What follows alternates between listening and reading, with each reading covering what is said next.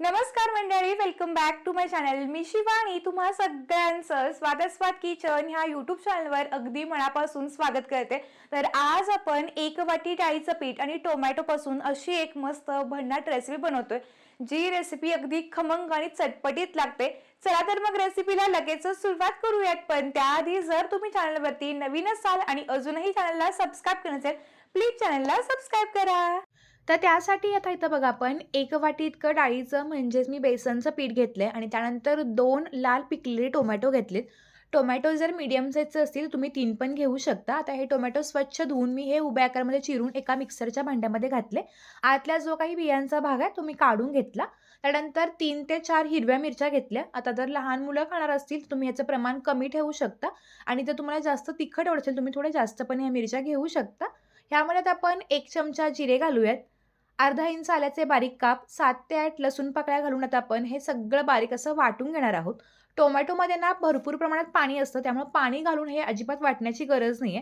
तर अगदी बघा छानपैकी असं हे सगळं बारीक वाटलं गेलंय. मस्तपैकी आता हे वाटण किंवा टोमॅटोचं जे काही आपण खमंग वाटण तयार करून घेतलंय, हे छानपैकी तयार झालेलं आहे.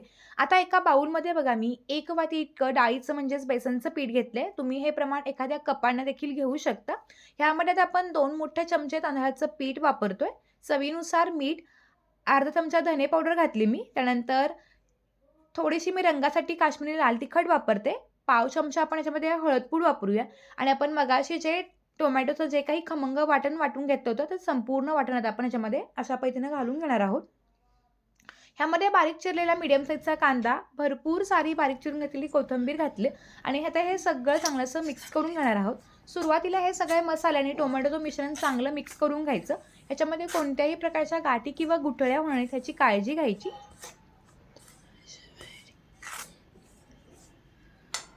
आता बघा हे छानपैकी असं मिक्स झालं, की मिक्सरच्या भांड्यामध्ये मी थोडं पाणी घातलं होतं, जेणेकरून वाटण आपलं वाया जाऊ नये. आता ते पाणी घालून आता मी हे सगळं चांगलं असं मिक्स करून घेते. आता हे बॅटर बनवताना आपण फार जास्त पातळ पण नाही बनवायचं आणि फार जास्त घट्टसरही नाही बनवायचं. मीडियम कन्सिस्टन्सीमध्ये येईल असं हे बॅटर आपण चांगलं असं भिजवून घेणार आहोत. बऱ्याचदा रोज आपल्याला नाश्त्याला काय बनवायचा हा प्रश्न पडतो. तर त्यावेळी तुम्ही नक्की अशी ही वेगळी रेसिपी बनवू शकता. डाळीचं पीठ आणि टोमॅटो सगळ्यांच्याच घरात इझिली अवेलेबल असतात. आता बघा हे थोडंसं घट्टसर वाटत होतं म्हणून पुन्हा मी याच्यामध्ये अर्धी वाटी इतकं पाणी घातलं. आता हे पुन्हा सगळं चांगलंसं मिक्स करून घेते.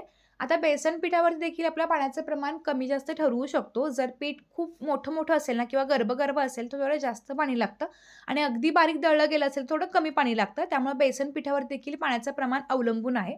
आता थोडं घट्ट वाटतंय म्हणून मी पुन्हा पाव वाटी पाणी घातलंय. आता टोटल याच्यामध्ये बरोबर मी 1.5 वाटी इतकं पाणी घालून घेतले. तुम्हाला जर अगदी परफेक्ट ही रेसिपी बनवायची असेल, तर तुम्ही याच्यामध्ये 1.5 ते 2 वाट्या पाणी याच्यामध्ये ॲड करू शकता. तर बघा आता हे सगळं चांगलं मिक्स करून घेतलेलं आहे. कोणत्याही प्रकारच्या गाठी किंवा गुठळ्या याच्यामध्ये अजिबात नाही आहेत. मी तुम्हाला जवळनं पण दाखवते जेणेकरून तुमच्या लक्षात येईल, की हे मी बॅटर कशा पद्धतीने बनवलेलं आहे. तर फार जास्त घट्ट पण नाही बनवलं आणि फार जास्त पातळ पण नाही. मध्यम याच्यावरती मी हे बॅटर बनवून घेतले. टोमॅटोमुळे याला छान रंगही आलेला आहे आणि अगदी छान खमंग टेस्टही येते. आता बॅटर बघा अगदी परफेक्ट तयार आहे. यामध्ये आपण कोणत्याही प्रकारे रवा वगैरे वापरला नसल्यामुळं ही रेसिपी आपण लगेचच बनवायला घेऊ शकतो. मग आता आपण लगेचच रेसिपी बनवायला सुरू करूयात. तर त्यासाठी बघा गॅसवरती एक मी नॉनस्टिकचा तवा ठेवला.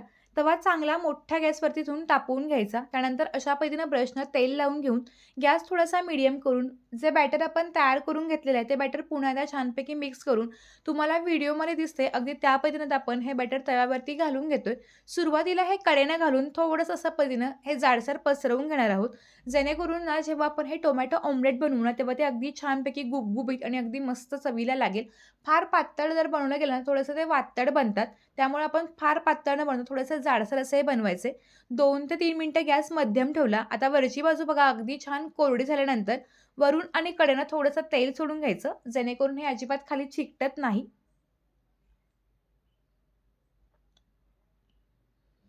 आता आपण हे पलटी करून दोन्ही बाजून अगदी छानपैकी खमंग आणि खरपूस असं भाजून घेणार आहोत. तुम्ही बघू शकताय खालून मस्त जाळीही पडली आणि रंगही अगदी मस्त असा रंग तयार झालेला आहे. अगदी छान आहे टोमॅटो ऑमलेट गरमागरम खूप मस्त लागतं. यामध्ये आपण बरेच मसाले वापरले. त्यामुळे कोणत्याही प्रकारची चटणी किंवा टोमॅटो सॉसची गरज नाहीये. पण जर तुम्हाला हवे असेल तुम्ही हे टोमॅटो केचपसोबत देखील नक्की खाऊ शकता. खूप छान आणि खूप टेस्टी लागतं. त्यामुळे तुम्ही जरूर एकदा ही रेसिपी करून बघा. तर आता बघा छानपैकी मी प्रेस करून हे मस्तपैकी दोन्ही बाजूकडून हे शेकून घेतले. रंग पण बघा अगदी मस्त सुरेख आलेला आहे. तर आता हे टोमॅटो ऑमलेट आपण काढून घेऊयात आणि आणखीन एक टोमॅटो ऑमलेट आपण बनवून बघूयात. पुन्हा तव्याला बघा छानपैकी तापवून घेतलं आणि थोडंसं तेल टाकून घ्यायचं. पुन्हा बॅटर आपण तव्यावरती अशा पद्धतीने कडेनं घालून मग सगळ्यात शेवटी आपण मधोमध घालून घेतोय. सुरुवातीला जर मधोमध घातलं गेलं तर मधला जो भाग असतो तो लगेच करपण्याची शक्यता असते. तसं होऊ नये म्हणून आपण सुरुवातीला कडेनं घालतो आणि त्यानंतर मग मधोमध घालतो. दोन्ही बाजूनं मस्तपैकी गरमागरम हे शेकून घेतल्यानंतर आपले दोन्हीही टोमॅटो ऑमलेट तयार आहेत. आपण तयार करून घेतलेल्या बॅटरमध्ये 7 ते 8 हे टोमॅटो ऑमलेट तयार होतात. त्यामुळे सकाळी सगळ्यांना अगदी पोटभरीचा नाश्ता होऊ शकतो. तुम्ही देखील अशी मस्तपैकी रेसिपी जरूर ट्राय करून बघा. मला खात्री आहे तुम्हाला हे टोमॅटो ऑमलेट नक्की म्हणजे नक्की आवडतील. तर हे गरमागरम टोमॅटो ऑमलेट तुम्ही टोमॅटो केचप किंवा नुसतं देखील सर्व्ह करू शकता. तर तुम्हाला आजची ही टोमॅटो ऑमलेटची रेसिपी कशी वाटली हे मला जरूर कळवा आणि जर तुम्हाला ही रेसिपी आणि हा व्हिडिओ आवडला असेल तर व्हिडिओला लाईक करून तुम्ही हा व्हिडिओ कोणत्या गावातून किंवा कोणत्या शहरातून पाहताय हेही मला कमेंट करून सांगायला विसरू नका.